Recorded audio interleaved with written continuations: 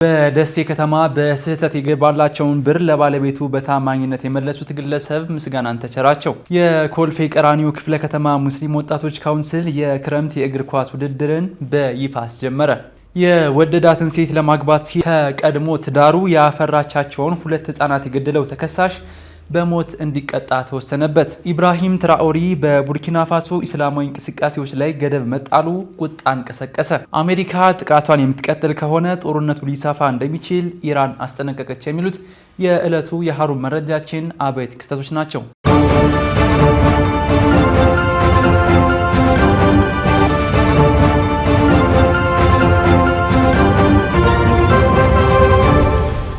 አሰላሙ አለይኩም ወራህመቱላሂ ወበረካቱ። የተወደዳችሁና የተከበራችሁ የሀሩን ሚዲያ ተከታታዮች ለተሰኞ ወደ እናንተ የሚደርሰው ሀሩን መረጃችን ተጀምሯል። ከመረጃዎቹ ጋር አቲድ ሐሚድ አብሬያችሁ ቆያለሁ። እስከ መረጃችን ፍጻሜ አብራችሁን ቆዩ። በደሴ ከተማ በስህተት የገባላቸውን ብር ለባለቤቱ በታማኝነት የመለሱት ግለሰብ ምስጋናን ተቸራቸው።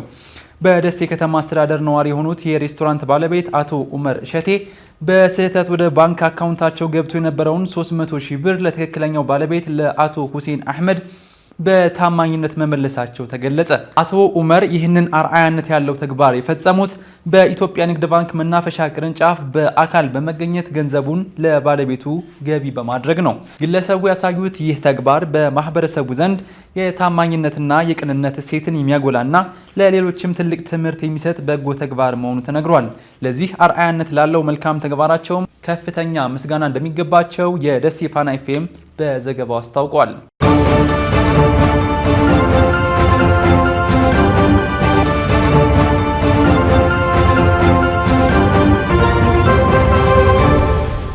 የኮልፌ ቀራኒዮ ክፍለ ከተማ ሙስሊም ወጣቶች ካውንስል የክረምት የእግር ኳስ ውድድርን በይፋ አስጀመረ። የኮልፌ ቀራኒዮ ክፍለ ከተማ እስልምና ጉዳዮች ምክር ቤት የሙስሊም ወጣቶች ካውንስል በስሩ የሚገኙ 11 ወረዳዎችን የሚያሳትፍ የክረምት የእግር ኳስ ውድድር ባሳለፍነው ቅዳሜ በይፋ አስጀምሯል። ኮልፌ መብራት ኃይል አካባቢ በተለምዶ መላጣ ሜዳ እየተባለ በሚጠራው ስፍራ የተጀመረው ይህ የእግር ኳስ ውድድር በክፍለ ከተማው የሚገኙትን 11 ወረዳዎች እርስ በርስ በማገናኘት ወንድማማችነት ትስስርን እንደሚያጠናክር በፕሮግራሙ ላይ ተመላክቷል። በማስጀመሪያ መድረኩ ላይ ተገኝተው ንግግር ያደረጉት የመዲናዋ ሙስሊም ወጣቶች ካውንስል ፕሬዚዳንት ወጣት መንሱር ዲናችን ከአእምሮና ከመንፈሳዊ እድገት ባሻገር ለአካል ጤናና ጥንካሬ ትልቅ ቦታ አለው ብለዋል። አክለውም ይህ ስፖርታዊ ንቅናቄ ሙስሊሙን ወጣት ወደ መስጂድ ለመመለስና ሀገራዊ ተሳትፎውን ይበልጥ ከፍ ለማድረግ ያለመ መሆኑን አስገንዝበዋል። የኮልፌ ቀራኒዮ ክፍለ ከተማ መጅሊስ ፕሬዚዳንት ኡስታዝ ሐሺም ሺፋ በበኩላቸው በእግር ኳስ ውድድሩ ሜዳ ላይ የምናሳየው እያንዳንዱ እንቅስቃሴ ኢስላማዊ ወንድማማችነታችንን የምናጠናክርበት ጠንካራ ገመድ ሊሆን ይገባል ሲሉ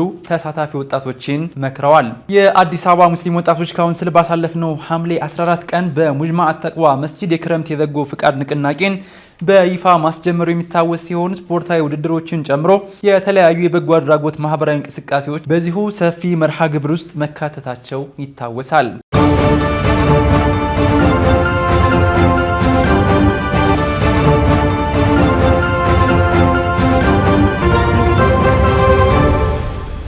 የሀገራዊ ምክክሩ በ10 ሰዎች ደረጃ ተከፋፍሎ በተደረገው የንዑስ ቡድን ምክክር ላይ የኢትዮጵያ ሰንደቅ ዓላማ አርማ፣ መዝሙር እንዲሁም የክልሎች መዝሙር፣ ሰንደቅ ዓላማና አርማ ምን ይሁን በሚሉ ነጥቦች ላይ ተመካካሪዎች አማራጭ ሀሳብ አስቀመጡ። በሀገራዊ የምክክር መድረክ ላይ የተሳተፉ ንዑሳን ቡድኖች የኢትዮጵያ ሰንደቅ ዓላማ አርማና መዝሙር እንዲሁም የክልሎች ምልክቶችን በተመለከተ በርካታ አማራጭ ሀሳቦችን ማቅረባቸው ተገለጸ። በፖለቲካ ፓርቲዎች የጋራ ምክር ቤት ተወካይ አቶ ፈይሰል አብዱልአዚዝ እንደገለጹት በአረንጓዴ ቢጫና ቀይ ቀለማት ልዩነት ባይኖርም በአርማው ላይ ግን የተለያዩ ሀሳቦች መነሳታቸው ተገልጿል። የአርማ አማራጮች አሁን ያለው የኮከብ አርማ ተነስቶ እንደ አሜሪካ ባንዲራ የሁሉም ብሔረሰቦች አርማ እንዲቀመጥ ወይም የሰላም ምልክት የሆነችው እርግብ እንድትሆን አሊያም ሁሉንም ክልሎች ሊወክል የሚችል አዲስ አርማ እንዲዘጋጅ ሀሳብ ቀርቧል።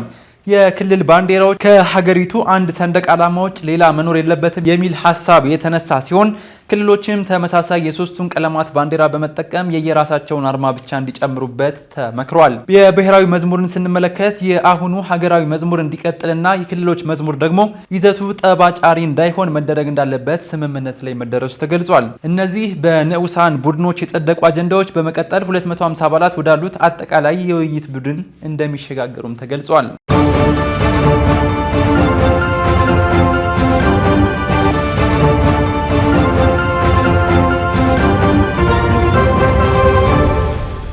የወደዳትን ሴት ለማግባት ሲል ከቀድሞ ትዳሩ ያፈራቻቸውን 2 ህጻናት የገደለው ተከሳሽ በሞት እንዲቀጣ ተወሰነበት። የሟች ህጻናት እናት ለአእምሮ ጤና እክል መዳረጓም ተገልጿል። በምስራቅ ቦረና ዞን ወላቦ ወረዳ ኦዳ ቀበሌ ነዋሪ የሆኑት የ62 ዓመቱ ሶፊያን አደም 2 ጊዜ ትዳር መስርተው የልጆች አባት መሆኑን በምስራቅ ቦረና ዞን ወላቦ ወረዳ ኦዳ ቀበሌ ነዋሪ የሆኑት የ62 ዓመቱ ሶፊያን አደም 2 ጊዜ ትዳር መስርተው የልጆች አባት መሆናቸውን የዞኑ ፖሊስ ዋና መምሪያ ኮሚኒኬሽን ጽህፈት ቤት ኃላፊ ኮማንደር በቃሉ በለጠ ለብስራት ሬዲዮ ተናግረዋል። ግለሰቡ ሌላ ትዳር ለመመስረት አስቦና ተዘጋጅቶ ለጊዜው ስሟ እንዳይጠቀስ የተፈለገና ከዚህ ቀደም ከነበራት የቅድሞ ትዳሯ 2 ወንድ ልጆች ካላት ሴት ጋር ይተዋወቃል።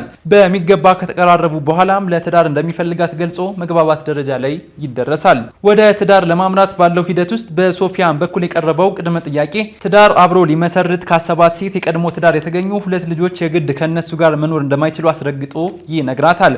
በዚህ ቅድመ ጥያቄ መሰረት እናት ከቀድሞ ትዳሩ ያገኘቻቸውን ልጆች ላይ መወሰን ባለመቻሏ ሶፊያን የራሱን እርምጃ ለመውሰድ ይወስናል። በዚህም መስከረም 8 ቀን 2018 ምሽት ላይ ሶፊያን አቅዶና ተዘጋጅቶ ስለታም ጩቤ በመያዝ ወደ 2 ህጻናት በመምጣት ወላጅ እናት ባለችበት በተኙበት የ5 ዓመቱ ኢማና አደምን የተለያየ የሰውነት ክፍሉን በመውጋት ህይወቱን ያጠፋል። በመቀጠልም የ2 ወር ህፃን የሆነን ሞርካታ የተባለ ልጅ በተመሳሳይ በስለት በመውጋት ህይወቱ እንዲያልፍ ያደርጋል። ይህ ድርጊት ሲፈጸም የተመለከተችው እናት ራሷን መቆጣጠር አቅቷት አእምሮዋን ትስታለች። አካባቢው ነዋሪዎች በነገታው የተፈጠረውን ነገር ሰምተው ለፖሊስ ጥቆማ ይሰጣሉ። ፖሊስ የህፃናቱን አስክሬን ለማስነሳት ወደ ሆስፒታል ለምርመራ ልኳል። የህፃናቱ እናት በአሁኑ ሰዓት የአእምሮ ህመም ሕክምና ላይ እንደሆነች የሚገልጹት ኮማንደር በቃሉ በለጠ ዋነኛው የወንጀሉ ድርጊት ፈጻሚ ሶፊያ አደም በክትትል በቁጥጥር ስር መዋሉን ገልጸዋል። ፖሊስ የምርመራ መዝገቡን አጠናቆ ለምስራቅ ቦረና ዞን አቃቢ ህግ ጽህፈት ቤት ያቀርባል።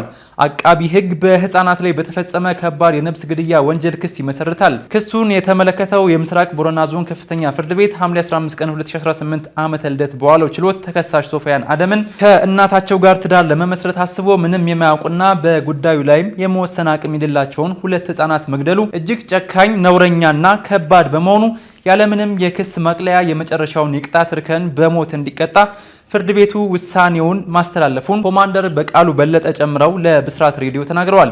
የአእምሮ ህመም እክል ያጋጠማት የሟቾች እናት ጉዳይ የምርመራ ሂደቱ በፖሊስ ተጣርቶ ክስ እንደሚመሰረት ተገልጿል። ውድና የተከበራችሁ የሀሩን ሚዲያ ተከታታዮች እየተከታተላችሁ የምትገኙት ዕለታዊ መረጃዎችን ወደ እናንተ የምናደርስበትን ሀሩን መረጃችን ነው። አሁን ደግሞ ከውጭ ምንጮች ያገኘናቸው መረጃዎች ወደ እናንተ እናደርሳለን። አብራችሁን ቆዩ።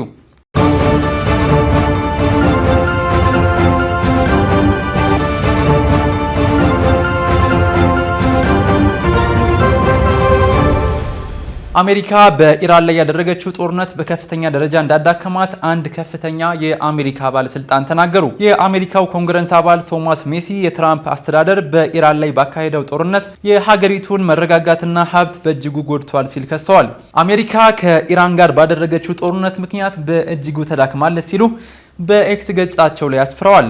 የአስተዳደር የሚሳኤል መከላከያ አቅማችንን አሟጧል፣ የነዳጅ ክምችታችንም ጨርሷል፣ ወታደሮቻችን መስዋዕት አድርጓል፣ የፍጆታ እቃዎች ዋጋ እንዲንር አድርጓል፣ እዳችንን ጨምሯል፣ እንዲሁም የሀገር ውስጥ ፍላጎቶቻችንን ችላ ብሏል። ይህ ሁሉ ደግሞ ለእስራኤል ሲባል ነው ሲሉም አክለው ገልጸዋል። የአሜሪካው ፕሬዝዳንት ዶናልድ ትራምፕ በኢራን ላይ በተካሄደው ጦርነት የጦር መሳሪያዎች ክምችት እየቀነሰ መምጣቱን የሚገልጹ ሪፖርቶችን ውድቅ አድርገዋል። ለዎል ስትሪት ጆርናል እንደተናገሩት የሀገሪቱ የጦር መሳሪያዎች አቅርቦት ከፍላጎታችን አንጻር እጅግ የላቀ ነው ሲሉ ትችቱን አጣጥለዋል።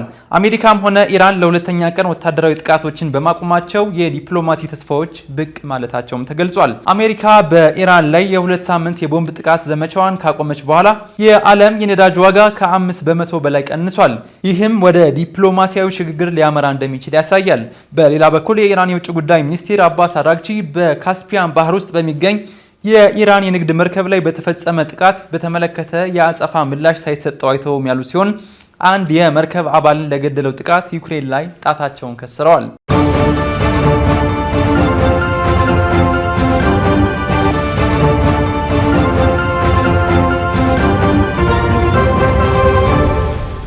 ኢራን ከአሜሪካ ጋር የሚደረገው ድርድር ሙሉ በሙሉ እንዳልወጣች ነገር ግን ለጊዜው አቁማ እንደነበር አስታወቀች። በኳታርና በፓኪስታን አዘጋጅነት የቀረበውን የሰላም ውይይት እንደገና የማስጀመር የውሳኔ ሀሳብ በተመለከተ ዋሽንግተንና ቴሄራን ምላሾቻቸውን ማቅረባቸው ተገልጿል። ይህ የዲፕሎማሲ እንቅስቃሴ የመጣው ለ2 ሳምንታት ያህል ከተካሄደው የአየር ድብደባ በኋላ ለ2 ተከታታይ ምሽቶች ምንም አይነት የአሜሪካ ጥቃት አለመፈጸሙን ተከትሎ ነው።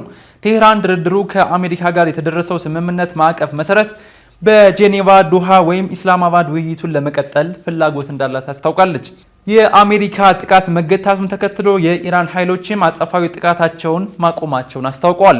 ፕሬዚዳንት ዶናልድ ትራምፕ የአሜሪካ ጦር ለወታደራዊ እርምጃ ዝግጁ እንደሆነ ቢገልጹም ለዲፕሎማሲያዊ ንግግሮች እድል ለመስጠት ሲባል ጥቃቱ እንዲቆም ማድረጋቸውን ተናግረዋል። ይህ በእንዲህ እንዳለ አሜሪካ ጥቃቷን የምትቀጥል ከሆነ ጦርነቱ ሊሰፋ እንደሚችል ኢራን አስጠንቅቃለች። አሜሪካ በኢራን ላይ የምታደርገውን ወታደራዊ እርምጃ እንደገና የምትጀምር ከሆነ ወይም ከእስራኤል ጋር በመተባበር አዳዲስ የአየር ጥቃቶችን የምትፈጽም ከሆነ የክልሉ ግጭት አሁን ካለበት ወሰን አልፎ እንደሚስፋፋ የኢራን ጦር አስጠንቅቋል። የኢራን ወታደራዊ ቃል አቀባይ በቴሌቪዥን በሰጡት መግለጫ ቴህራን ለማንኛውም የታደሰ ጥቃት ጠንካራና ሰፊ ወታደራዊ ምላሽ እንደምትሰጥ ገልጸዋል። አክለውም ጥቃቱ የሚቀጥል ከሆነ የጦርነቱ ጂኦግራፊያዊ ቀጠና ከቀደመው በበለጠ እንደሚስፋፋ አሳስበዋል። የኢራን ወታደራዊ ማስጠንቀቂያ የተሰጠው የእስራኤሉ ጠቅላይ ሚኒስትር ቤንያሚን ኔታንያሁ ከአሜሪካው ፕሬዝዳንት ዶናልድ ትራምፕ ጋር በዋሽንግተን ተገናኝተው ለመመካከር ቀጠሮ በያዙበትና በዞኑ ያለው ውጥረት በከፍተኛ ደረጃ ላይ በሚገኝበት ወቅት ነው።